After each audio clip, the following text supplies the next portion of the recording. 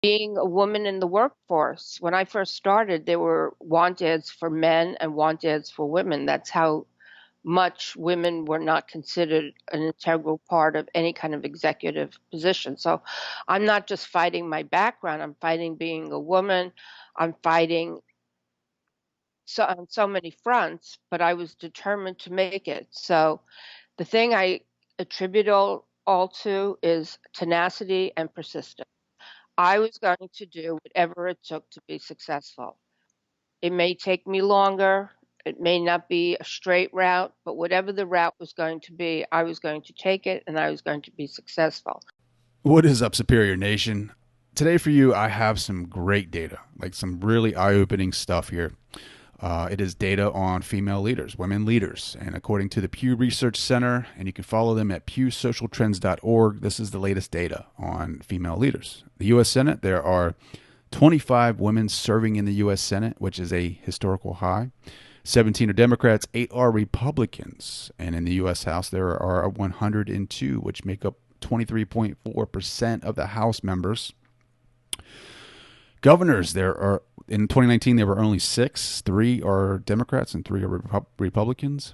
And as far as Fortune 500 in business, the CEOs, females make up only 6.4% in 2017, which make up 32 women heading major firms, which I would love to see that number go up a lot more. University presidents. In 2016, 30.1% of university presidents were women, which has tripled since 1986. And Frances Elizabeth Willard, fun fact here, was the first female college president in 1871, heading the Evanston College for Ladies in Illinois, which later merged with Northwestern University. I want to know what tuition was in 1871. It's got probably 5 wooden nickels. I don't know, but definitely has exponentially grown since then. I can tell you that much. And the reason why I share that information with you is because today's guest, Maria Pesin, has helped pave the way for those leaders and for all future female leaders from government to business. And she has been a trailblazer for all women who've ever wanted anything more for their careers or lives. So with that said, guys, I'm excited about this conversation. It's going to be a great one. Let's get this thing started. Let's go. This is Your Superior Self, episode 98, From Below the Bottom with CEO Maria Pesin.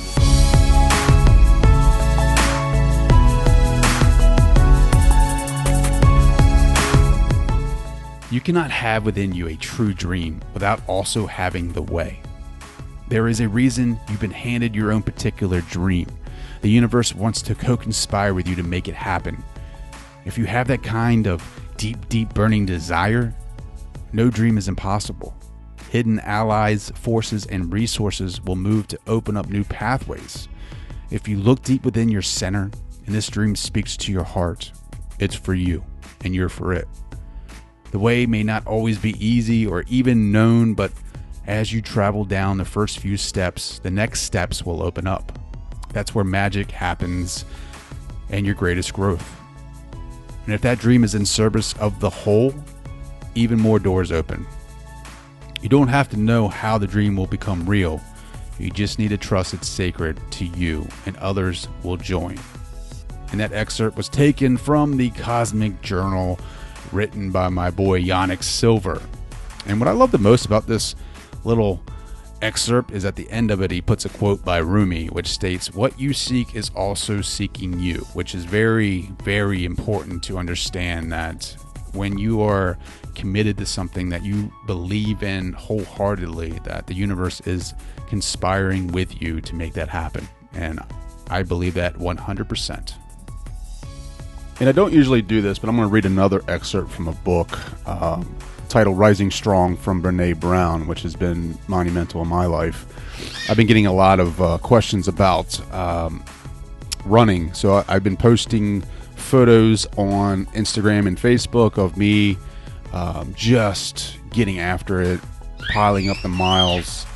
It hasn't been easy for me. I've started running back in June of last year, 2019, and I worked my way up to where I am now. I get up at 4 o'clock in the morning, 4:15, and I get after it. I go for a run, usually with my knee the way it is right now. It's been pretty painful.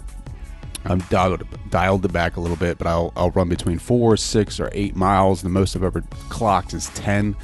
But I post them every time I run, just to give others inspiration to work towards, to show that I'm out there putting in the work. And the brand that I'm trying to develop is a brand titled Built in the Dark, right? So all of you out there who have side hustles, who are grinding it after your 9-to-5 jobs, typically, especially now in the winter, it's usually dark out, or you get up early to go work out. You're building yourself in the dark, and you're trying to get to some place, whatever that goal may be. And the funny part is like when it happens, people are like, where did this person come from? Well, you know what? We were working on it in the dark. We built ourselves in the dark when no one else is looking, and now we're here now, and we're not going to leave. But to read this section here, because I think if you follow me at all and you see the miles that I put up, it can be a little discouraging because you're not there yet. But I wanted to read this for you guys just because I think it makes sense. So here we go. Another one of shame's sidekicks is comparison. I have a picture over my desk of the pool where I swim that reminds me to keep comparison in check. Under the picture I wrote, stay in your own lane. Comparison kills creativity and joy. For me, swimming is the trifecta of health, meditation, therapy, and exercise, but only when I stay in my own lane, focused on my breathing and my stroke. Problems begin when I happen to sync up with the swimmer next to me and we push off the wall at the same time, because I always start comparing and competing. A couple of months ago, I did it to the point where I almost re-injured my rotator cuff. Believe me, comparison sucks the creativity and joy right out of life. And that, again, is from the book Rising Strong by Brene Brown. Kara loves that quote, as you can tell in the background. But I wanted to read that for you because do not compare yourself to me. If you want to start doing something, you have to start from the baseline for yourself, from the very beginning. And if you want to get back into running, let's say you want to start getting some mileage, or you just want to start getting out there and seeing what you can do. You've always hated it, but you don't necessarily think that you're at that spot anymore and you want to try it out. Like, just start counting the sidewalk blocks. My buddy Mike Singer, he's incredible. He has a long streak. I think he's got over 300 some days of running consecutively. And that's what he did. He started it out by counting the squares in the sidewalk until he built up to a mile, and then a mile turned into 2, and then 3, and then 4, and then 5. And it wasn't a quick thing. It was something that had to be built up over time. And he inspired me. You can follow him on Instagram at Mike Runs From His Problems, and he's very inspiring. It's something that I need to do for myself, and I love it. I mean, it helps me mentally, it helps me gain the confidence to go into my day to crush it, and it's something that I can achieve early on in the morning, so it sets the tone for my day. And believe it or not, the weather isn't that bad, like at 4 o'clock in the morning. Like, people, I mean, it rains obviously, but the wind isn't, it just seems like calm.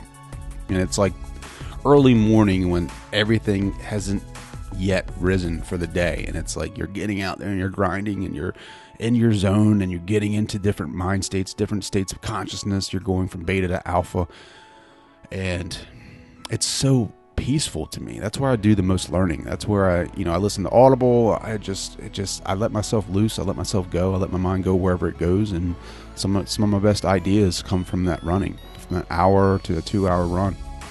But it doesn't have to be that for you. It could be something else. But do not compare yourself to me. If it's something that you want to start doing, if you want to run, baby steps. And before I get into today's guest, follow me on Instagram. Check me out. I'm doing a lot of running, doing a lot of inspirational stuff over there. Big into creativity, trying to make some photos look appealing to you guys and inspirational. Follow me on Instagram at tdowns80. I'm on Twitter at downstrey. I need to get back more into that. Creativity is something that I'm trying to build back up. Been slacking there a little bit. However, on Facebook, Trade Downs, DOWNES, and I have a Your Superior Self site where you can follow behind the scenes. I do a lot of posting over there for just the audience and the group members and the members over there to see behind the scenes action. Like I said, the brand that I'm trying to build is built in the dark, and it's in its infant stages right now. Just trying to build that up and bring more awareness to that. I think it's a good thing. I think it can be inspirational to others. Let me know. You can email me. Go to my website, yoursuperiorself.com. Let me know what you think about that, like the brand. Is it something that you could support? Let me know. But getting in today's guest, Maria Pesin, she is all inspirational. She is nothing but inspirational. Just listening to her conversation, she fires me up. I mean, she is a firecracker. She is a fashion industry consultant and senior apparel industry executive with more than 25 years of field experience. She is the author of 14 essential truths everyone in the fashion business should know, and the CEO of Vibe Consulting. I'm excited. She is phenomenal. I love it. So without further ado, here's my conversation with Maria Pesin. What is going on, Superior Nation? Welcome back to another episode of Your Superior Self. Tonight, I am honored to have Maria Pesin on the show. She's a fashion industry consultant and senior apparel industry executive. Maria, thank you for joining the show. And thank you for inviting me on your show. Glad to be here. Yeah, this is going to be a great conversation. We have, you live in New York City, or not New York City, but a suburb of New York. But you're from that area, and I'm from Baltimore, Eastern Shore, Delmarva. It seems like we're a world apart, but we have that blue collar background, and your story is so intriguing. Like we just talked about it in the pre-interview, and you were like, people say. You started below the ground level. Is that right? Like you had to build your foundation? What I was saying is that most people start at the ground at the bottom, and I took 3 years to get to the bottom. So explain that. Like, how do you start below the bottom? Well, when you start in a job that really teaches you and helps you grow in an industry, that's a starting position. So in that position, I was an assistant buyer, but for 3 years, I only could get clerical work until I can get to the point where I was an assistant buyer and actually doing something that was very industry specific, as opposed to a general thing I could have done in any company. So your background is in fashion, right? Like, yes. But you're from Brooklyn. Like, how do you connect that dot? Well, they do allow some of the Brooklyn people into Manhattan on occasion, and we take advantage of it as soon as we, get there. We want to be different. We want to be known. We want to be successful, just like anybody in the world. I speak to people all over the world. I have clients all over the world, and whether they come from a small town in India or Brooklyn, which is the fourth largest city, I think it still is, the fourth largest city in the United States. I mean, it's a major city, but the way I grew up was so different because where I grew up, the people that I knew and the people that surrounded me, and my father's one of 10 and my mother's one of 4, so I had aunts, uncles, and cousins that I couldn't even keep track of. There were so many of them. Good thing they didn't do divorce in those days, because then we'd have to deal with extended families, and that would have really complicated things. But everyone was either a homemaker or some kind of blue collar worker, doing plumbing. My father was a superintendent in a building, electricity, garbage disposal. That was a big job for Italians. So no one really had any ambitions beyond that. They thought, you get a trade, you join a union, and you're set for life. That was the mentality. And of course, the mothers needed to stay home to take care of the children, because who else was going to do it? There was no daycare in those days. There was nobody, even when I was a young person and I was already working, daycare was considered not a good thing because, your mother should be raising you. So there was none of that in my family. And when I was young, I would tell my parents I was going to be rich. And they said, "Oh, how cute. Okay, sweetie." And but I really wanted it badly. I wanted to reach out beyond the confines of what was expected of me. You know, I'm a woman growing up in the 60s and 70s. I was born in 56, so you now know my age. And everything was new being a woman in the workforce. When I first started, there were want ads for men and want ads for women. That's how much women were not considered an integral part of any kind of executive position. So I'm not just fighting my background, I'm fighting being a woman. I'm fighting on so many fronts, but I was determined to make it. So the thing I attribute all to is tenacity and persistence. I was going to do whatever it took to be successful. It may take me longer. It may not be a straight route, but whatever the route was going to be, I was going to take it and I was going to be successful. So every job I had was a position ahead of the job that I currently was in. So I was always growing. I was always learning, and learning is a big component to me. I always wanted to grow with whatever position I had. So it was more important for me that the position helped me grow than the salary, because I always thought the salary would come, and it did. And but it was most important was for me to be valuable and for me to have enough knowledge and information to do a really good job for people. Mm. There's so much I want to unpack there. There's so many good topics we can talk about inside of that intro. So what I do want to talk about, something that really just sticks out to me, is the fact that you refuse to quit. Now, you talked about just keep going, keep going. You had the tenacity. Was design and fashion, was that something that interested you, or was that just something that you? Well, I wanted to go into business, and my best friend was going into fashion, so I said, "Oh, okay, that sounds good. I'll do that."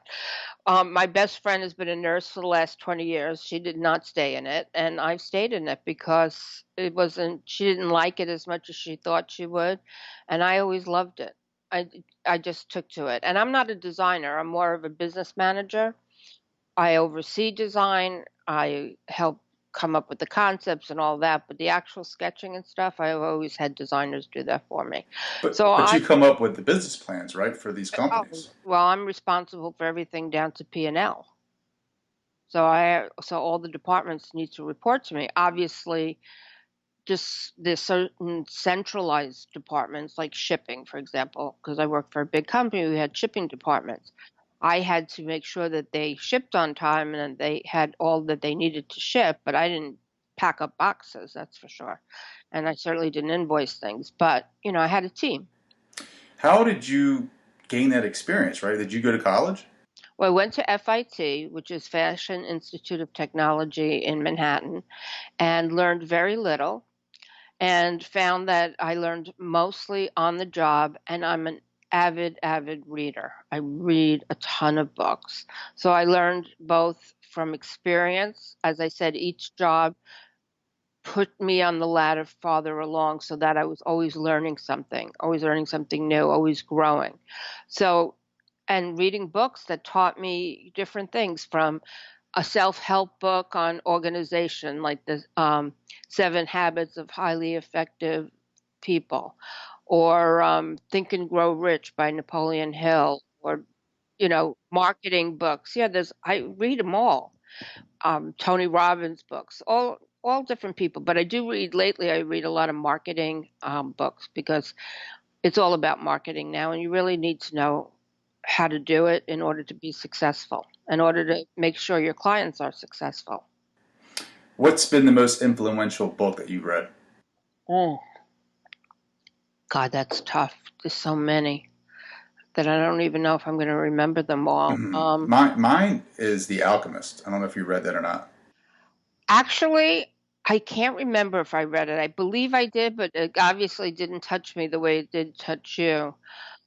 Um, I would have to say, I think the 7 Habits of Highly Effective People. Yeah.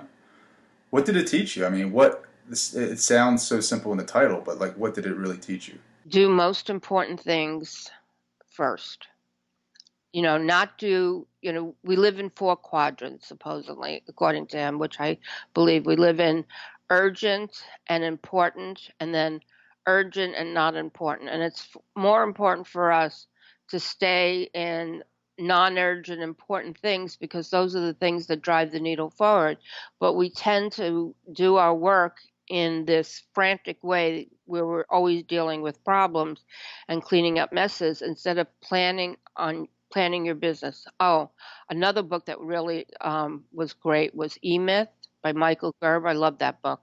Again, he talks about not just working in your business, but working on your business and always looking at it top level. Today, I had an hour phone call with a colleague of mine where we just brainstormed. He owns a different kind of business, similar to mine, but not exactly. He does consulting, but more design and production, and we talked for an hour, and we just brainstorm. So I'm always trying to think of things to drive the needle forward, and that's one of the most important things I learned from E-Myth is always be thinking of how you can move things forward. Hmm. Yeah, it's tough. I think you get lost in the little fires and think the everyday happenings, and you lose focus. And I think that's when you need to start delegating a little bit, like the people on your team, like delegate that so you can keep your eye on the vision. I have to tell you, I'm great at delegating. I am a lazy person inherently, and so I love everyone else to do the work. I really do. My passion is actually to figure out a plan and a solution and to drive businesses forward. I'm all about creating sales and profitability for my clients. So that's to me the fun part. The actual details of the day, I could care less. Mm. So I'm trying to understand a little bit more of your story. So you started out not in the mailroom, but in something else, like a secretary Cleric, job, not clerk, even, I was like a clerical or a and receptionist, one or the other. and how long before you started making traction in your career? It took me 3 years before I got maybe not quite as much, maybe 2 years, um, before I got an assistant position where I actually would go out into the market, see collections, bring back notes for the stores that we bought for, and help them with their buys. It was a couple of years, but I made $135 a week. And you know how low that sounds now? It was low then. It wasn't a good salary. I Wow. don't think it ever was. But I will tell you, I probably got the most out of that job than most of the jobs I had, only because I knew so little about the industry. I had no idea how an office worked. I really knew nothing. And the buyer I worked for took me under her wing. I had a very heavy Brooklyn accent. She used to correct me and try to get me to speak with less of an slang and accent, which was great. And she taught me how to dress fashionably. She taught me how the market works and stuff. It was a great job. Made no money, but got a lot out of it. How long before you opened your own business? Oh, I opened it 6 years ago. And how's that going? Great. I love Yeah. it. I love being the master of my own fate. Mm.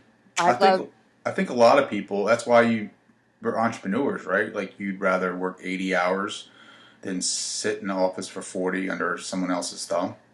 and it's not so much under their thumb. I don't mind working with a boss, but what bothers me, because let's face it, when you have clients, you have bosses. You just have more of them.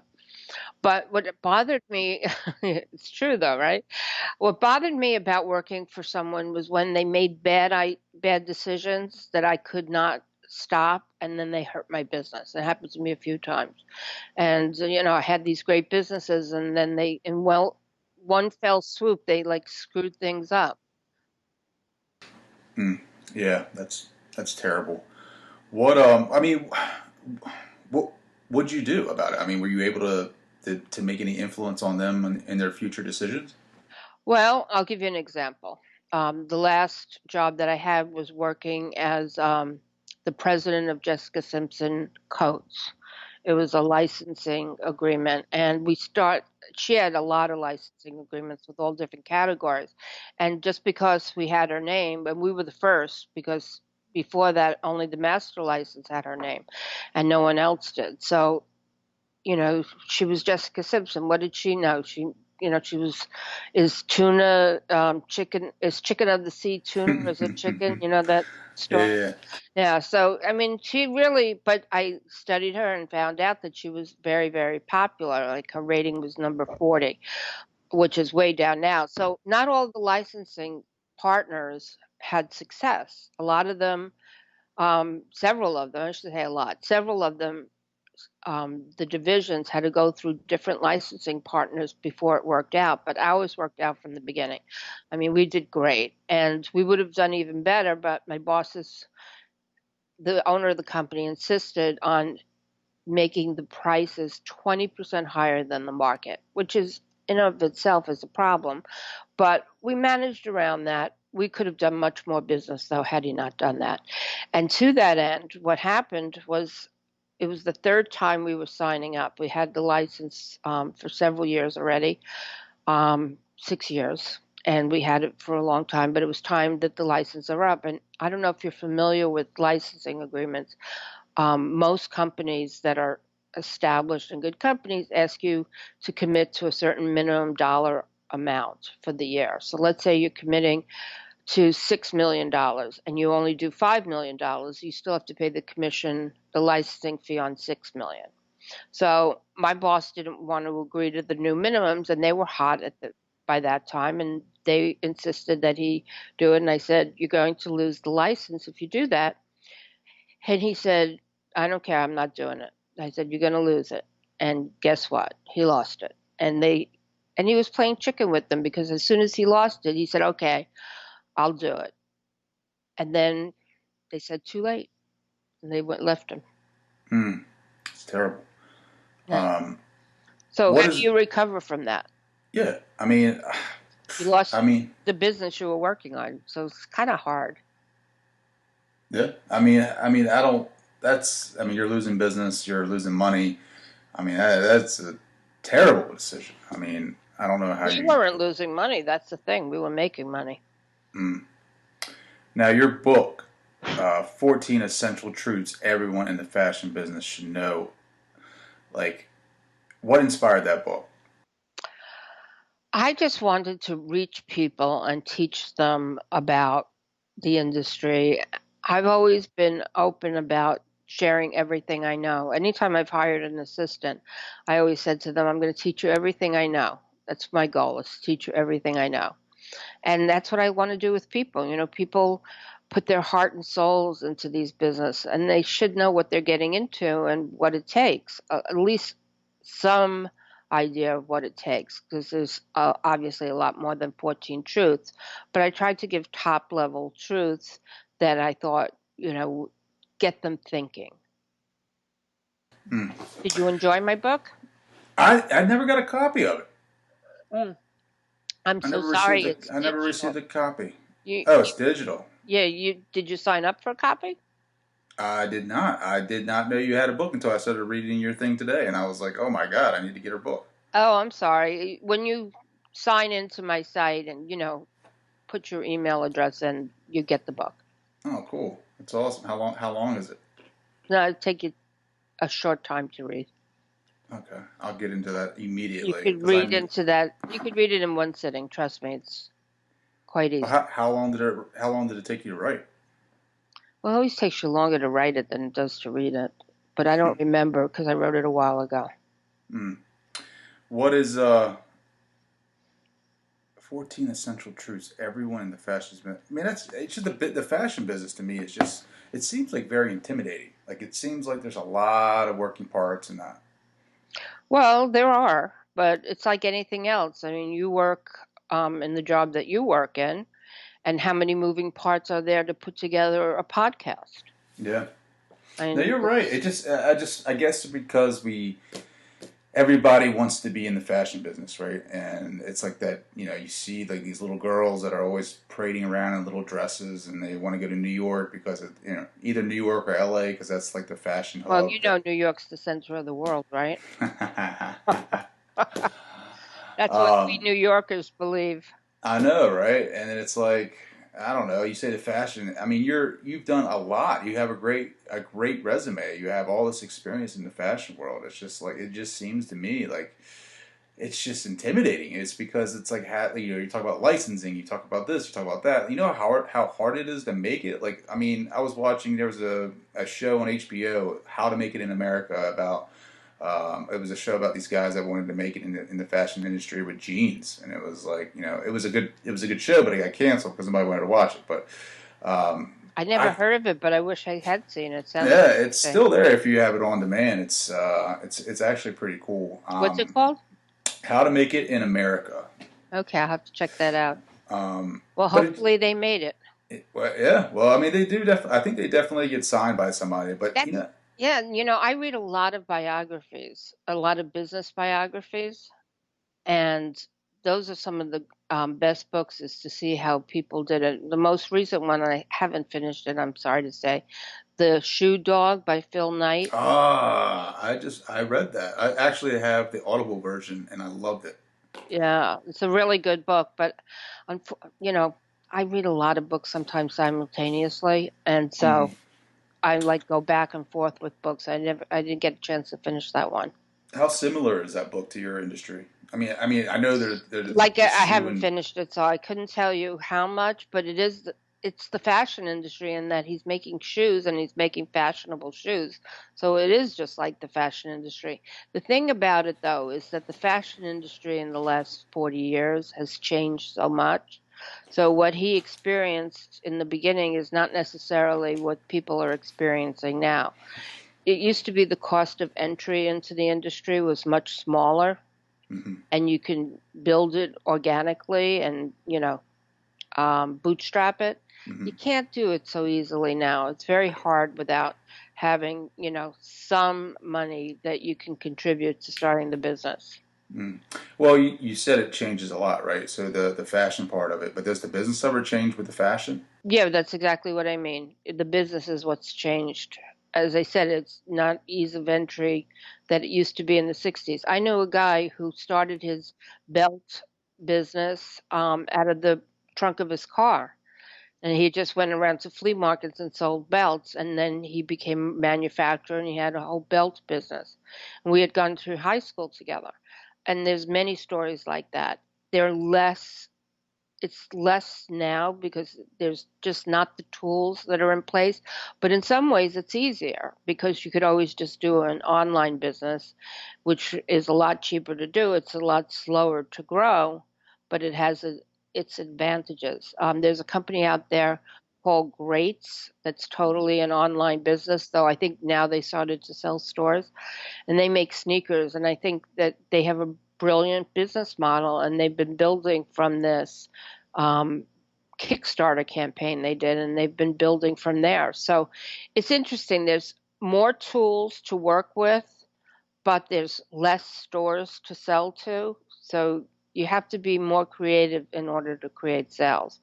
And just the different processes, everything, is much more different. A lot of stores are not even buying from people's lines. They're telling, like, for example, Macy's has this online program where they will drop ship to their customers your merchandise, like Amazon does that. And they do that where before they used to buy the inventory and own it. Now you have to own the inventory and hope they sell it. Mm. You have to keep an inventory on it and hold on to that inventory. So, things like that have changed the business. So inventory costs are going up. Inventory cost because you're not selling it the way you used to sell it, and you have more liability than you used to have. Hmm.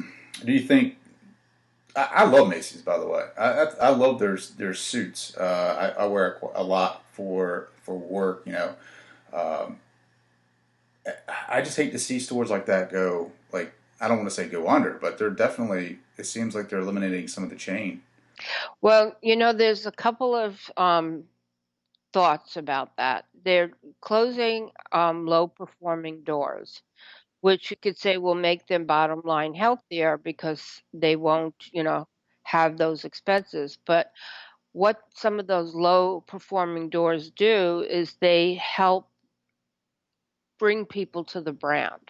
So they may go in the store and then order online, and you don't know when you close these stores if they're going to affect your online business, which is very significant for most department stores. It's grown into like a behemoth of um, an avenue to sell. So it could affect that, and it'll remains to be seen how that works out for them. Yeah, I guess time will tell. But with the growth of Amazon and Walmart and I think Target are trying to do something too, and it's crazy what the online world's building for us. And we're getting spoiled. Like I ordered something from Banana Republic on Friday, and I'm not getting it till Thursday. And I'm really annoyed because if I bought it from Amazon, I get it in a day.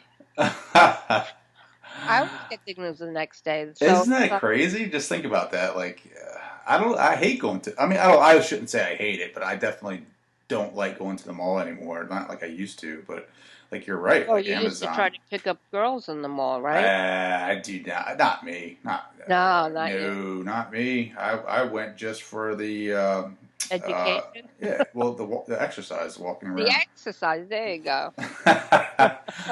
um, yeah, I mean it's crazy. Amazon has spoiled us. I mean they continuously spoil us. I mean I can go on Amazon to search anything, and now they're starting to ship furniture. So now the furniture No, they've been markets. doing the furniture for a while. You know what they started doing that I think is amazing? What's that? You know what tiny houses are? Yeah, yeah, yeah. They're shipping tiny houses with blueprints Oh that my you could put god, them together, like up to 85,000 dollars. that is insane. I know it's like back to Sears and Roebuck when people used to buy, those spec houses and Hmm, they used to ship the product and the directions and you just build a house. that's It's like crazy. a throwback to the turn of last century. How does that help the fashion industry? Well, it's furniture, so it doesn't really help Well, us, I mean but like the Amazon. oh, because everybody wants to be on it. There's a few different ways to be on Amazon. One way is where you're part of a special marketplace where they promote you, and then you can also have your own um, site on there. But a lot of people want to be in it because they know they get a lot of traction. The problem is that they have so many vendors, it's like hard to stand out. So you have to really market it and do what it takes to get your message out in order to create sales. I do have a client that did Macy's drop ship, which is similar to what Amazon does, and he's been doing it for like a month, and he's doing great sales.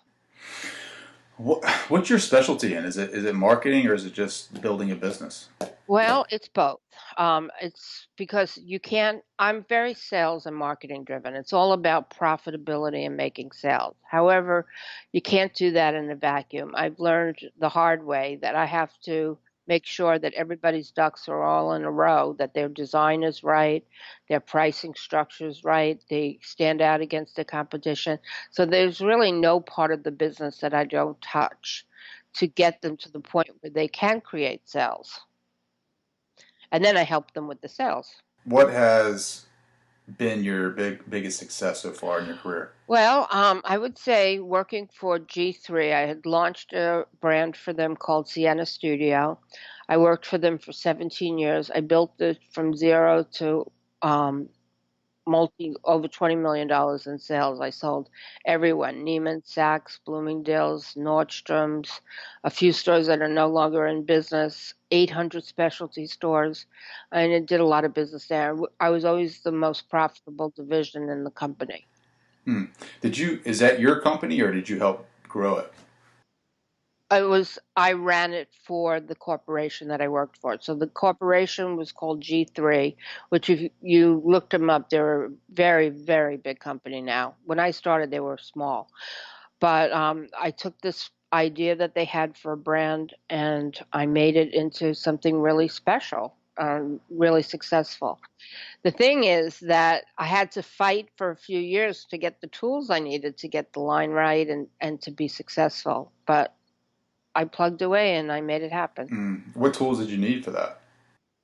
Well, I needed to have a good design, and the line was terrible for the first few years, and I had to fight to get the right designer. I used to go to my boss and I would say, "What is this that she gave me? And I don't understand. She dresses better than what she designs. I just don't get it." But they gave, and she was a talented designer. I don't know why she did such a bad job on my line, but then I got a different designer who was very good, and we worked very closely together because you can't just design product in a vacuum. You have to use the information you're getting from the market, from the retailers, the buyers, whatever, to see what's selling, what's not selling, what's working, what you should do more of, what you should do less of. So we would collaborate very closely. I mean, I worked so closely with her. I was in on fittings and everything and approving swatches. So we worked really great together and we built something really special. It sounds like it. I mean, it G3. I like that name. I really do. Yeah, it's actually the three Goldfarbs, the father, the two sons, but then one son left the business, but the father and the son. So there were three G's, three Goldfarbs. mm, That's how they started. I really like that. Marketing seems like it's everywhere now, right? Like everybody talks about marketing, and there's a difference between marketing and branding. Um, and it seems like I Well, do more of the branding stuff, right? Like for the podcast, but marketing is like getting my brand out to the market, right? well, I see it as this way. Branding is about creating the message, and marketing is about delivering it. Mm. How do you effectively market though? I feel like it's all social media. Like I look on social media, I feel like I'm getting bombarded and flooded with different sponsored messages and things of that nature. Like have you figured out a way to market effectively? Well, every line has what works best and worst for them. Facebook has a older demographic, Instagram has a younger demographic, LinkedIn is more professional. So for me, the best way to market myself is through LinkedIn. The best place for some of my clients to market is Facebook. But I will tell you that Instagram works for every fashion company because it's a visual platform and fashion is visual. So that's why Instagram is really, everybody needs to do it. And the thing about social media is that you have to post often and consistently over time in order to get an audience. And you have to make sure your visuals are enticing. And you have to remember that video gets more engagement than still. So you want to do some videos and mix it in there. And there's different types of strategy. But social media is very important. But then there's also trade advertising, there's retail advertising, there's a lot of different methods depending on the amount of money you have to devote to it. When I was working on Jessica Simpson, the parent company was the Commuto Group. I don't know if you've ever heard of this brand, Vince Commuto. You've heard of it? Mm-hmm. Okay, so Vince Commuto actually was one of the founding fathers of Nine West, which I'm sure you know is a very big shoe brand for many years. And they sold the company years ago, and he didn't actually want to sell it, his partners did. And so he started his own business, Commuto Group, and he started with like four people, and now it's a huge business. But he died, so I don't know what's happening. Whether they're talking about selling it, they might have sold it. I don't know. Anyway, while he was owned this business and was alive, he decided he was going to start his Vince Commuto line, and he was going to put his name on it. He did 50 pages of ads twice a year.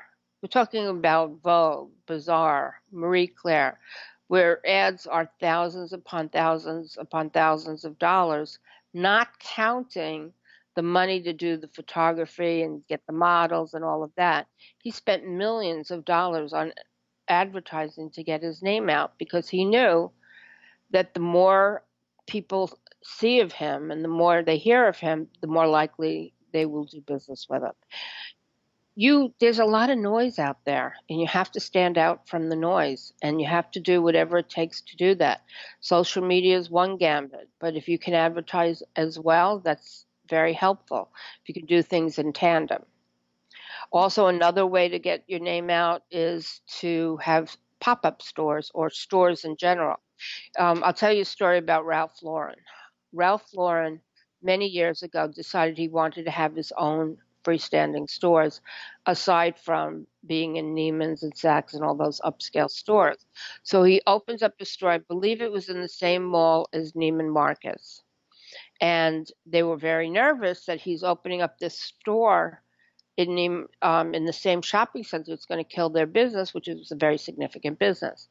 But what they learned was that their business increased when the store opened because people were saturated by the brand. They saw it, and they saw it in its environment, complete, and the fixtures, the decoration, everything spoke Ralph Lauren. So it told the story in a much bigger way, which made the story more important, which made people want to buy more Ralph Lauren. So stores are a really good way to get your message out. And when you can't afford to do a store, pop-up stores are also very useful. Hmm. That's some good stuff right there. I feel like, I don't know. I guess my problem is like the return on investment for these, Facebook posts or ads or social, Instagram and LinkedIn. Like, it's just hard to know really what the return on the investment is. Well, this is what I suggest. There are companies out there that will run your ads for you that know how to quantify things. They have all the, what's it called when you, um, what's the word for when somebody is doing, measuring something on a Analytics. site? It's not analytics. It's not the word. It's a math term. I can't think of what it's called. Anyway, They can do the they, the algorithms. algorithms. Thank you. I couldn't think of it. They have the algorithms. They, have their algorithms that they use to study the ROI and see what brings the most ROI for the buck. And there's a lot of testing that goes on to see what performs better. A/B testing is a very important thing to do, changing your titles, changing pictures. So they'll do a lot of experimenting so they hit on the right formula. I got to do that. Because I just feel like you said, there's a lot of noise out there, and you got to stand out, and it can be tough. Like if you don't want to put any money into your business, and you don't want to pay for upgrades and video technology, you're not going to stand out, really. I mean, because everybody's got their iPhone, they're creating these short videos. Gary Vee is continuously putting out books about how you need to spend 8 hours a day on Facebook Live and Twitter and all that. So it's like there's so much noise out there, and you got to make the quality stuff, like you were saying. You have to bite the bullet and know that you have to allocate funds towards it. It's just not realistic to think you could start a business today with while ignoring that part of it because it's too important. There are stores that won't even buy your line if you don't have at least 30, 40,000 followers. Jeez, that's crazy. Well, Yeah. how do you do that? I mean, how do you get, like, if you're starting out, like, as a brand, like, if you're starting out in your own fashion, and Well, I always recommend to companies to start out with smaller stores and not big department stores. First of all, it's expensive to work with a department store. There are a lot of things that come up that kind of erode your margin. So if you're going to do business with them, you have to make sure that you have the best opportunity to be successful. You have to ship on time because you get penalties if you don't. You have to make sure your fit is right. All your ducks need to be in a row in order to do business. And it's a lot harder for them to buy you unless they see that you're around a while. So you're better off starting with small specialty stores or the internet companies and get started there and get some traction and get some sales and get your company to be running in a very efficient way in order to keep the business growing. And that, once you have I'm going to give you an example of what I mean. Let's say you want to ship Neiman Marcus. No, Neiman Marcus gives you a window to ship in. Let's say they say September 1st to September 7th. So it's 7 days to ship in there. Now, you have to use their trucker, and I'm just using Neiman's. It could have been Sure, anybody. sure. You have to use the trucker. So because you have to use the trucker, you have to call their trucker to come and pick it up. And some of the truckers want like 24 or 48 hours notice. And you can't call it in because if you don't have the merchandise and it's not ready to ship, you can't call it in. So you have to have the merchandise in, you have to have it inspected, you have to have it ready to be shipped. You have to make sure that the trucker has enough time to get it to Neiman Marcus, or at least, if they can take possession when the company takes the goods. So there's like, you have to know all that stuff. You have to know like what the different rules are for each department store or each major store. They might say to you, I only want one style, one size in every box and invoice separately. You don't do that, they charge you $125 a invoice. I'm making that up, but they charge you. They may charge more now. Last I checked, it was 125, but you know, they charge you back. There's a thing called chargebacks. It's a big part of it. And if you ship late, they'll either cancel the order or they'll ask you for a discount because they lost a week of selling. I mean, you really have to have it right. So once you have an efficient business, you're getting traction, you see your stuff is selling at retail, then you know what to sell the department store so that they're successful because you've had proof of concept and you know what works. Start with small stores. That's always been my recommendation. Roger that. Small stuff. You know, you've had success in your entire career. It seems like you've been very determined and motivated to be successful. Like, has there ever been a time where you kind of question yourself and was Yes, actually, there was. And I have to tell you, I've failed. People who haven't failed. I had a boss once tell me that she never failed. And I looked at her and I thought, she's either lying or she's never put herself out. Because there's no way that you can't fail. Everybody fails. I mean, talk to a person who's being honest with you. They'll tell you they've had failures because that's how it works. You see those success things where when you first start out, you think it's going to be an arrow, like diagonal arrow, but it's really twists and turns and ups and downs on the way to success. So everybody has them. When I was my first job as a sales manager, was for a knitwear company called Michael Simon. And I worked with him for a year and a half, and I felt like I couldn't do anything for him. Like I couldn't make it work. They were very disorganized. His designs weren't right. I just didn't feel like I could do anything for him. So I left the company and went to another company. And I felt like such a failure, like I didn't make it work.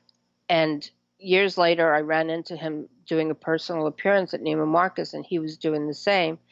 And he said to me, I know I was angry when you left, but that's because you're the best worker I've ever had. And I hated, losing you. wow.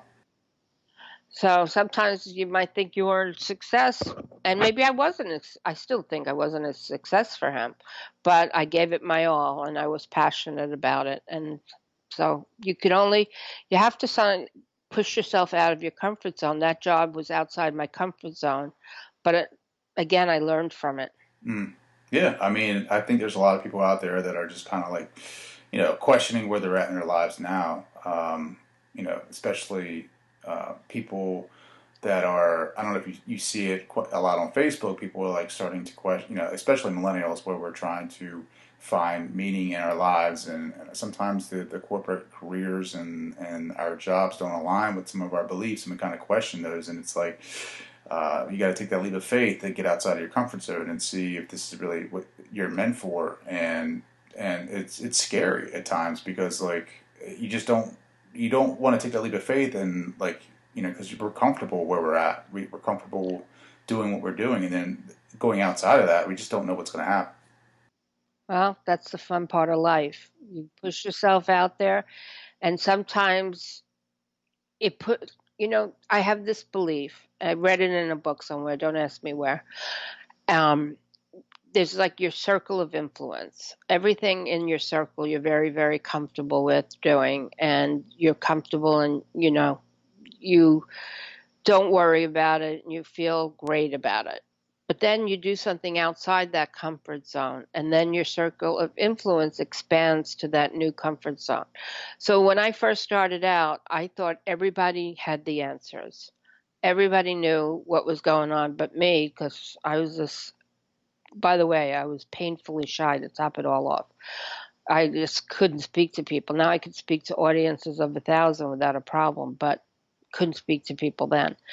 And speak to CEOs and make presentations to senior executives, like all the senior executives at Macy's, meeting with really important people, and I have no problem doing it. But when I first started out, I couldn't do anything. I was so timid, and I just kept pushing myself outside my comfort zone. So my recommendation is, unless you want to play it small in your life, you're going to always have to push past your circle of influence, and you always have to stretch yourself. I love that, Maria. Thank you so much for that. You're welcome. How can people connect with you? Well, they could go to my website, Vibe, VIBE consulting.co/podcast, and they could get my book. Pick that up right now. I'm definitely going to do Cool. that. So just to wrap things up, like what do you want your legacy to be? Like, what do you want to be remembered by? Besides my children and their success, I'm very involved. I'm very, I don't know, my kids are my life, so that's a big thing. And making them feel happy and productive is a big legacy. But I also want to create a business that lives on past me, that's successful, that help people be successful, grow their businesses, and feel good about themselves. If I could make other people money, then they could have easier lives. Who was it that said, I've been rich and I've been poor, and rich is better?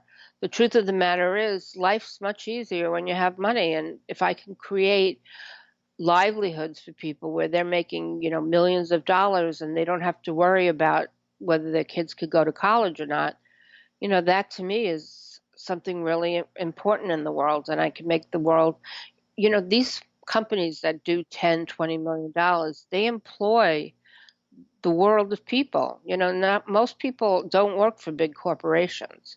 They work for smaller companies, and those people create jobs, and they create a lot of jobs. I love it. I love it. Just experimenting here. Like, imagine that I am one of your kids and I'm struggling and I have no direction. I'm trying to find my way. Like, and this is your time to like talk to me, like level with me. Like, what would your advice be? Well, if you're having trouble figuring it out, I would have you do a little bit of experimentation and research. Like, go out there, see what's out there, what's available, what speaks to you. Everybody has some interest in their lives. For me, it was always business. I played business as a young person. I liked it I liked the thought of it anyway. I don't think I knew what it was, but I liked the thought of business. People have interest in music. They have interest in math. They have interest in some things. What speaks to you? What creates joy in your life? What do you feel would be really fun? And then find a career in that. Do something that you think you'll have passion for. I have passion about this conversation because you just crushed it. Oh, cool. Thank you. Bet you say that to all the girls. Nah, just the ones that are crushing interviews like you. Maria, thank you so much for joining the show. Oh, thank you so much for having me on. I want to say thank you to Maria for joining the show and dropping some interesting knowledge on us about the fashion industry that I had no clue about. If you want to check out her website, you can do that at vibeconsulting.co and learn more about her. Check her out on LinkedIn. Her name is Maria Pesin, Pesin. If you guys want to follow me on Instagram, you can do that at TDowns80, on Twitter at DownsTrey, on Facebook at Trey Downs. Check me out, friend me up, and let's get after it. Let's let's learn more about ourselves and develop a passion for life and growth and motivation. Let's do this. I'm here for you guys. You can check me out at my website, yoursuperiorself.com. Find some more information out about the show and what I'm trying to do over here. Let's find something for you that you can build yourself in the dark with, whether that be a side hustle or a hobby. Just get after it and improve your life and improve your situation and improve the quality of your time. All right, guys. Thank you guys so much for hanging out with me today. I can't wait to talk to you guys next week.